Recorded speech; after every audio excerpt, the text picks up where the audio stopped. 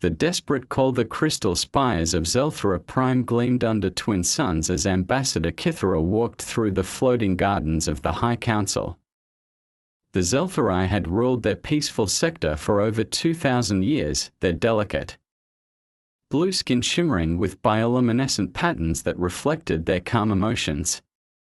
Today, those patterns flickered with fear. The reports from the outer colonies grow worse each day, Kithara spoke to High Councilor Ventari, her melodic voice trembling. The Zelthari were a species that had evolved from gentle sea creatures. Their elongated limbs and graceful movements perfect for their aquatic homeworld.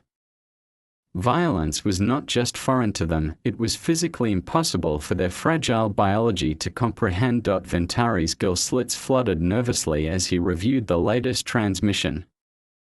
3 more systems have gone dark. The Ravagers consume everything in their path, entire worlds stripped bare of all organic matter.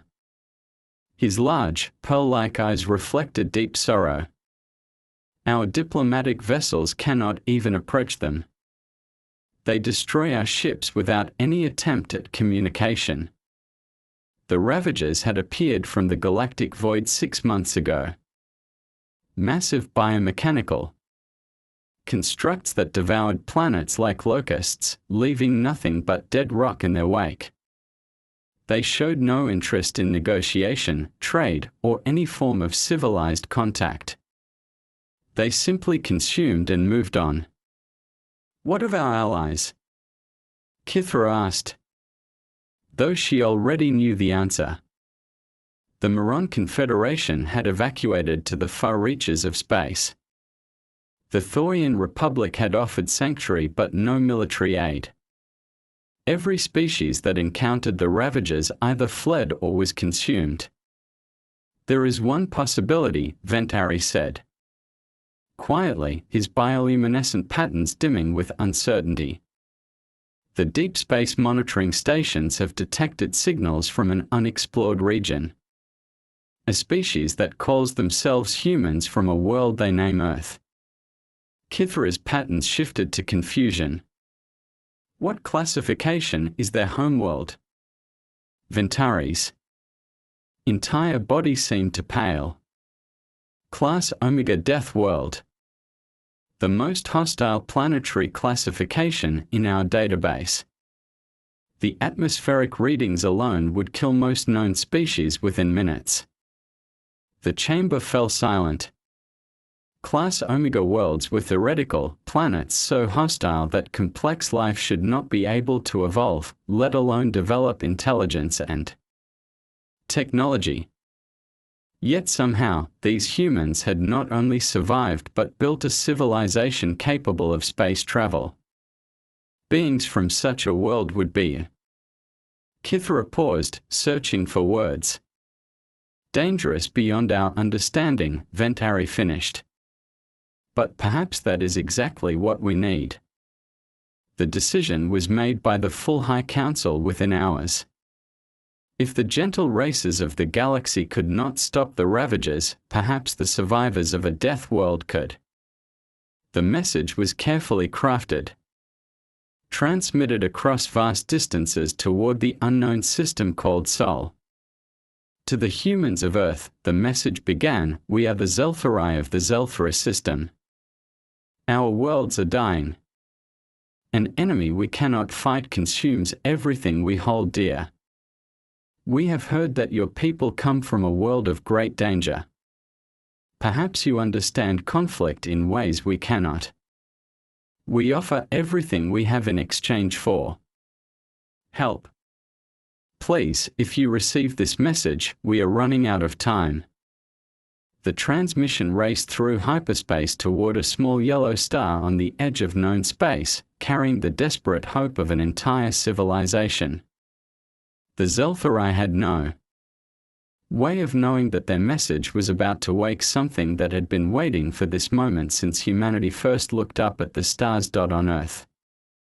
Deep Space Command picked up the alien transmission at 0347 hours GMT. Within minutes, alarms were sounding in military installations across 3 continents. Earth Awakens General Marcus Kane stood in the war room beneath the Rocky Mountains, his weathered face illuminated by the holographic display showing the decoded alien message.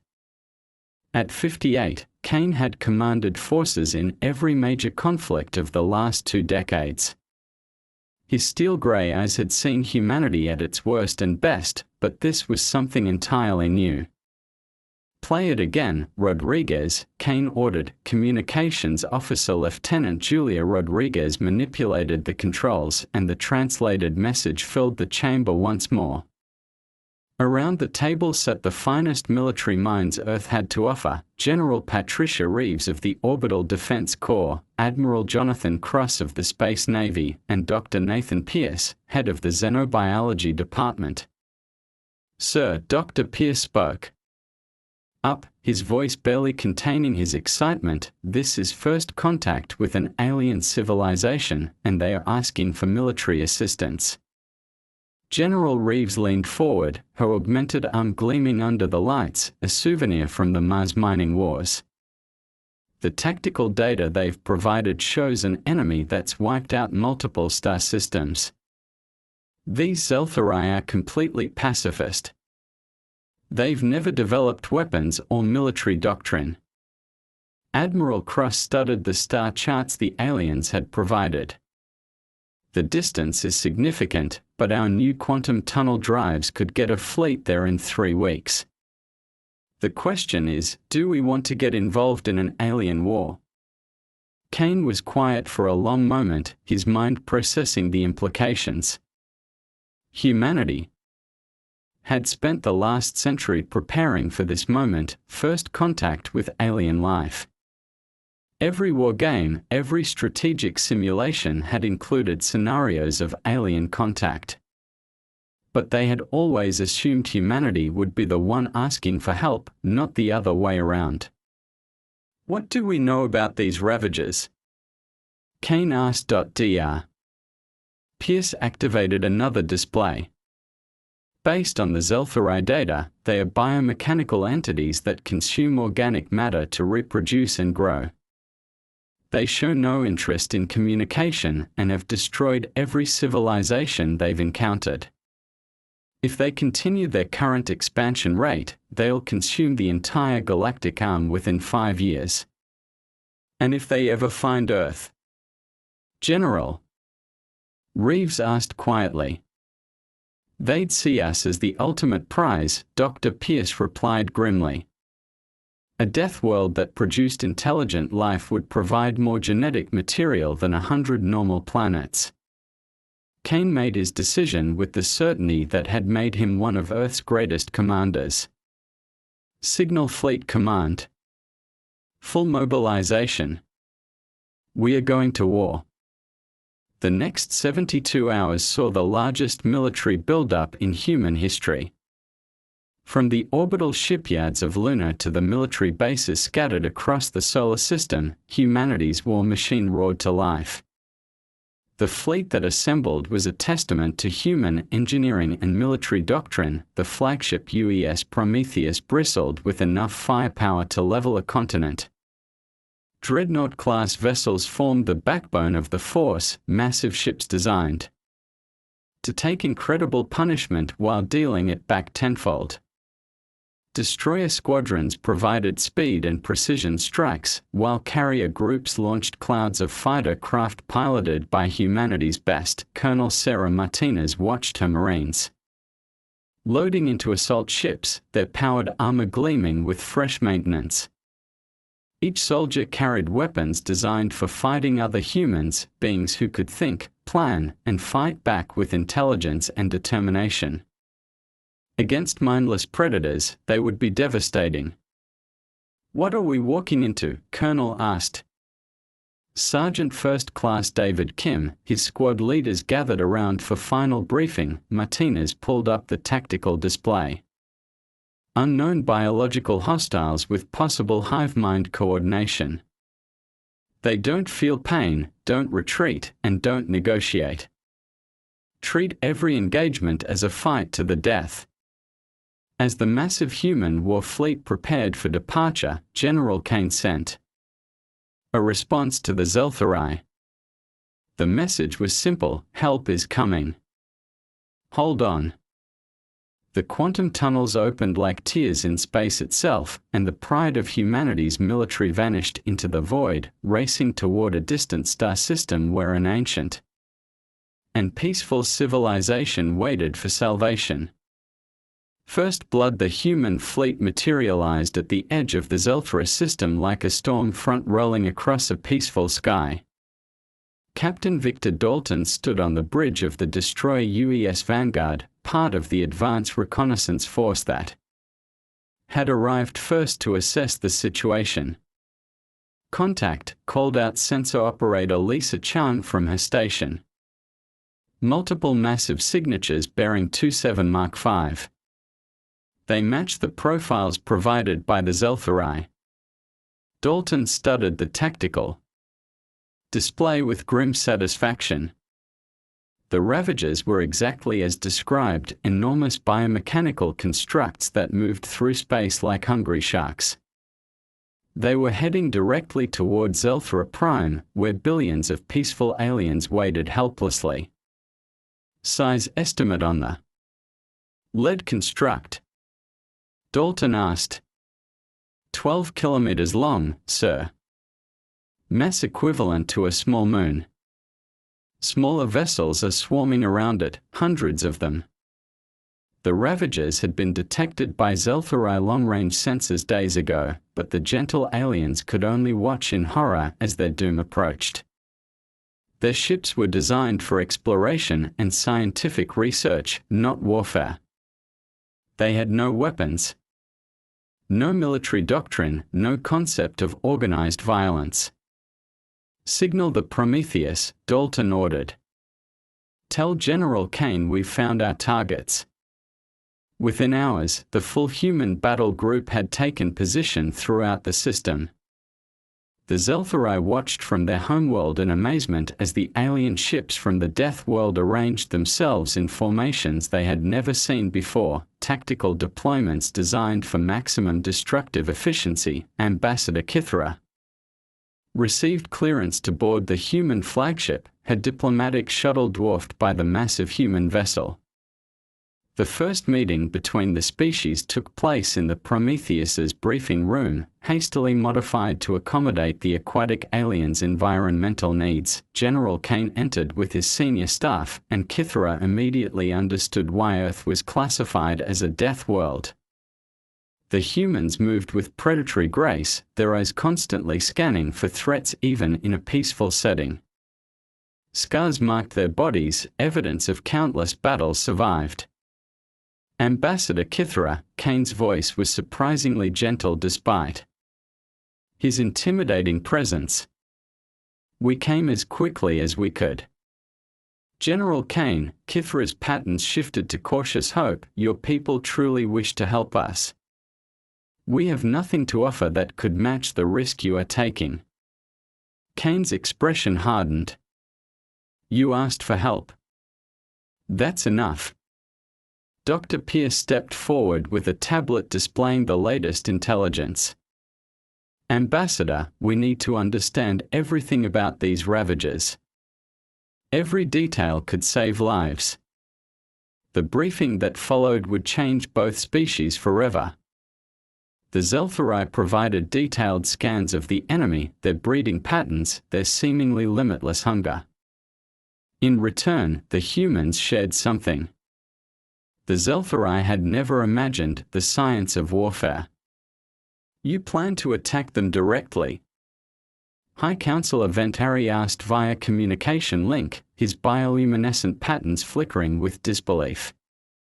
We plan to destroy them completely, Admiral Cross replied matter-of-factly. Every last one. The first engagement began when a Ravager scout construct detected the human fleet and moved to investigate.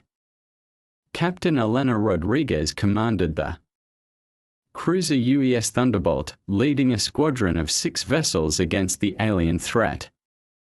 Unknown vessels, Rodriguez transmitted on all frequencies. You are in violation of sovereign space. Withdraw immediately or face the consequences. The Ravager construct responded as it always did, by extending its biomechanical weapons and accelerating toward the human ships. It had consumed the fleets of a dozen civilizations and expected no different outcome here. It was wrong. The battle lasted exactly 17 minutes.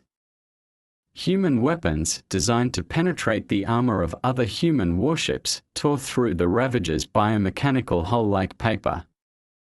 Railguns fired tungsten slugs at fractional light speed, while plasma cannons turned sections of the creature into superheated gas. The Ravager tried to adapt, its hull shifting and hardening, but human military doctrine had been forged in centuries of warfare against thinking opponents. When one weapon system proved ineffective, others took its place.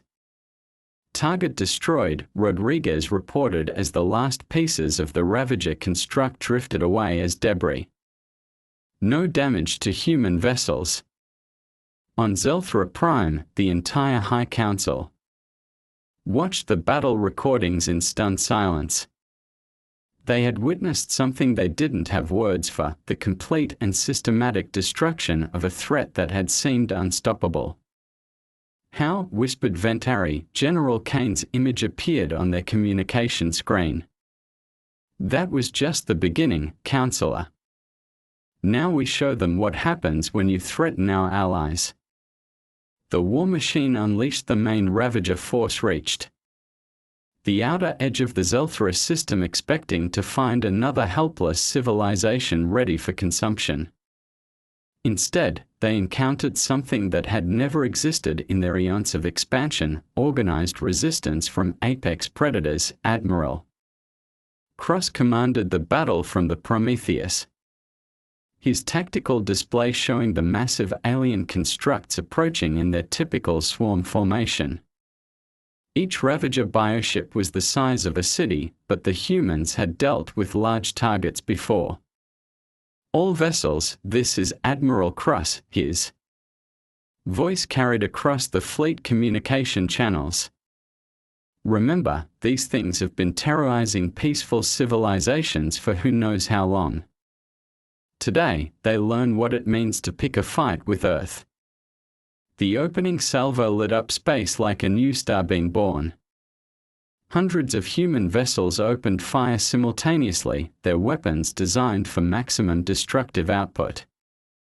The Ravagers, accustomed to sweeping aside defenseless ships, suddenly found themselves facing coordinated military strikes from a species that had perfected the art of killing. Commander Robert Shaw led the fighter squadrons from his command ship, the carrier UES Intrepid.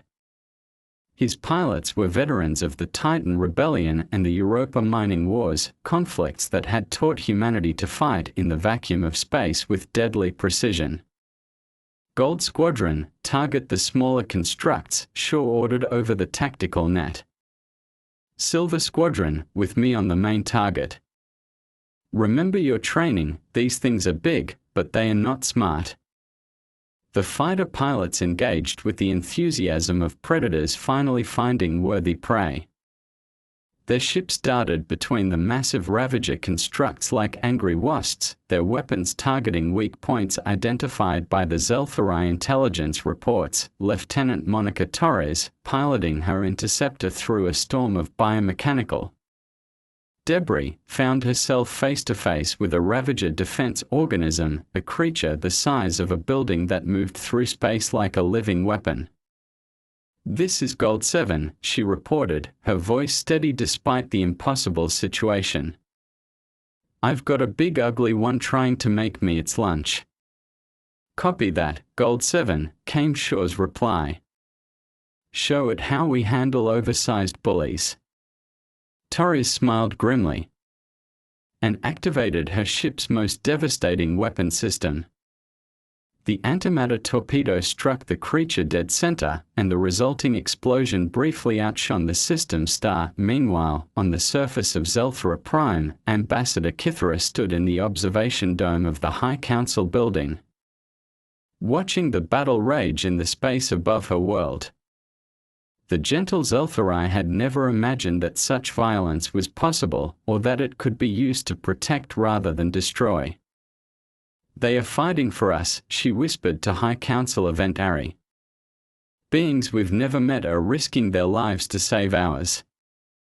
Ventari's patterns shifted to deep contemplation. "We asked them for help, but we didn't understand what that would mean. These humans, they don't just fight. They wage war with the efficiency of a natural force." The turning point came when General Kane deployed the human ground forces. The Ravagers had landed on several of the system's outer planets, beginning their usual consumption process. What they encountered instead was the 7th Marine Expeditionary Force under Colonel Martinez. "All right, Marines." Martinez's voice crackled through the communication systems as the dropships descended through the hostile atmosphere. "Intelligence says these bugs think they are the apex predators in this galaxy. Time to show them they were wrong." The Marines hit the ground running, their powered armor allowing them to operate in environments that would kill most species. Sergeant Kim's squad found themselves facing Ravager drones that moved like a combination of insect and machine, each one the size of a tank. "Contact front!" Kim shouted, his squad's weapons lighting up the alien landscape. "These things are tough, but they don't know how to take cover." The battle raged across multiple worlds simultaneously. Human tactics, developed through centuries of warfare against other humans, proved devastatingly effective against an enemy that had never faced organized military resistance. The Ravagers were individually powerful, but they had no concept of combined arms operations, tactical retreats, or adaptive strategies. "Sir," reported Captain Dalton from the Vanguard, "the enemy force is beginning to fragment. They seem to be retreating." Admiral Cross studied the tactical display with satisfaction. "Negative, Captain. They are not retreating. They are regrouping for a final assault. These things don't give up, they just get desperate." He was right. The surviving Ravager constructs, having lost nearly half their force, began combining into a single massive organism. The biomechanical components flowed together like living metal, creating something that had never been seen before, a Ravager superconstruct the size of a small moon. "All vessels," Cross ordered, his voice carrying the authority of Earth's military tradition, "converge on target. This ends now."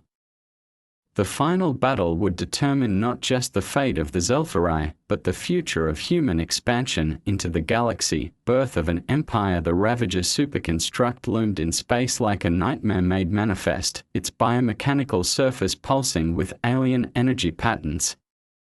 It was larger than anything humanity had ever faced, but Admiral Cross had not come this far to be intimidated by size.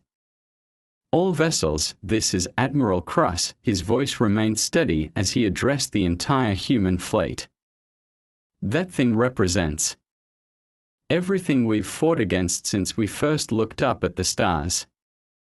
It's a bully that preys on the peaceful. Today, we teach the galaxy that bullies don't get to win." The human formation shifted with practiced precision. Capital ships formed the center line, their massive weapons charging for a coordinated barrage. Destroyers and cruisers flanked the formation, ready to exploit any weaknesses.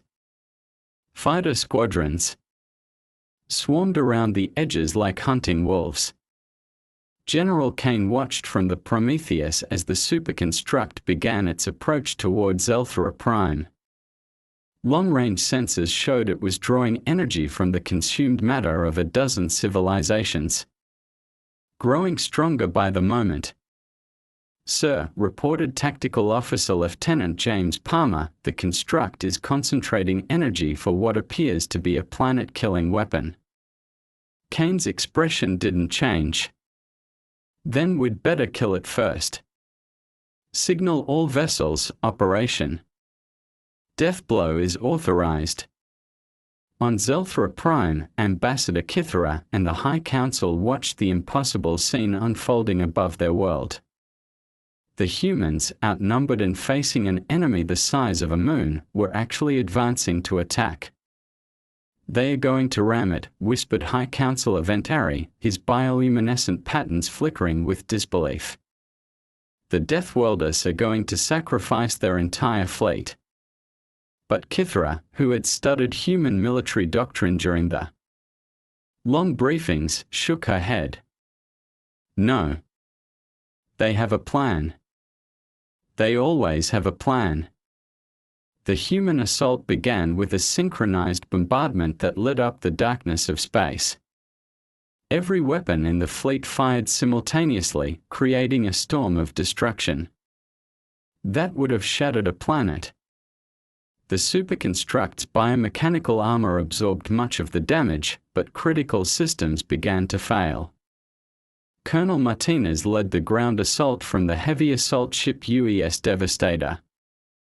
Her Marines launched in armored drop pods directly at the enemy construct surface, carrying enough explosives to level a city. "Remember your training," Martinez shouted over the communication net as her pod punched through the construct's outer shell. "Find the core, plant the charges, and get out. We've got one shot at this." Sergeant Kim's squad fought their way through corridors that pulsed like living tissue, facing Ravager drones that had been designed to consume and destroy. But the Marines carried weapons that had been perfected in humanity's bloodiest conflicts, weapons designed to kill other humans, the most dangerous predators in known space. "Charges set," reported Corporal Anderson, his squad having fought through to what appeared to be a central processing center. "This whole section is going to blow in 2 minutes." Meanwhile, Commander Shaw led his fighter squadrons in precision strikes against the construct's weapon systems. The creature was preparing to fire its planet killer at Zelthra Prime, but the human pilots had other plans.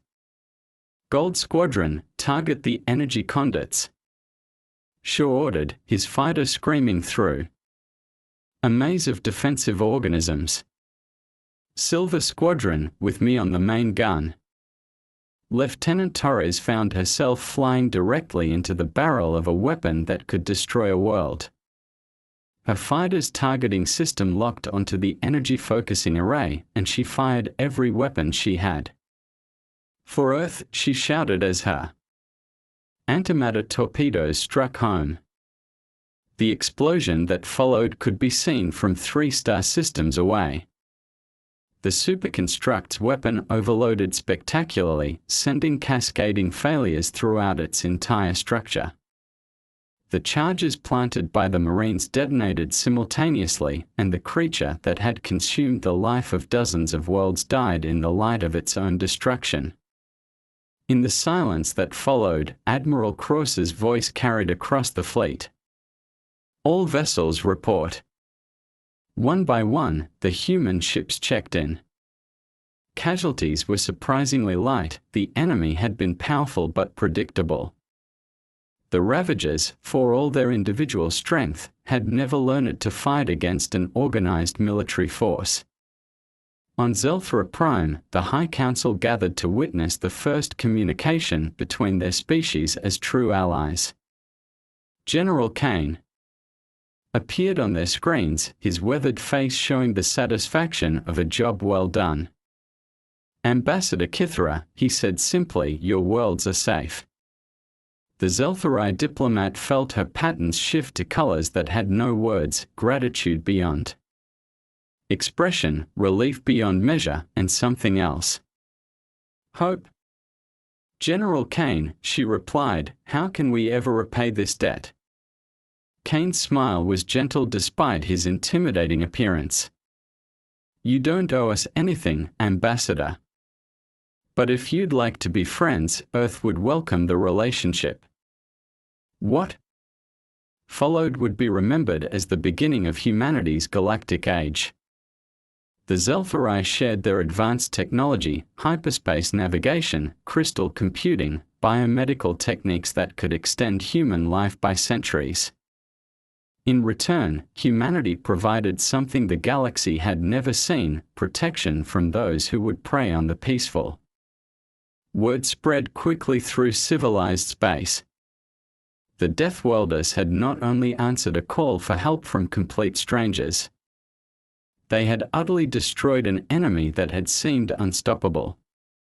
Species that had fled to the far reaches of space began to return, drawn by the promise of security under human protection.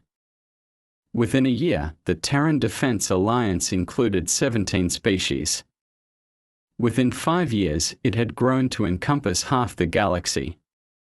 Humanity's fleets patrolled the space lanes, ensuring that peaceful civilizations could grow and prosper without fear.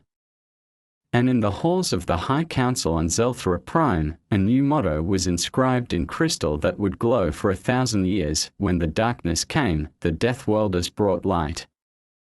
The age of human expansion had begun, not through conquest, but through the simple act of helping those who asked for aid. The galaxy would never be the same.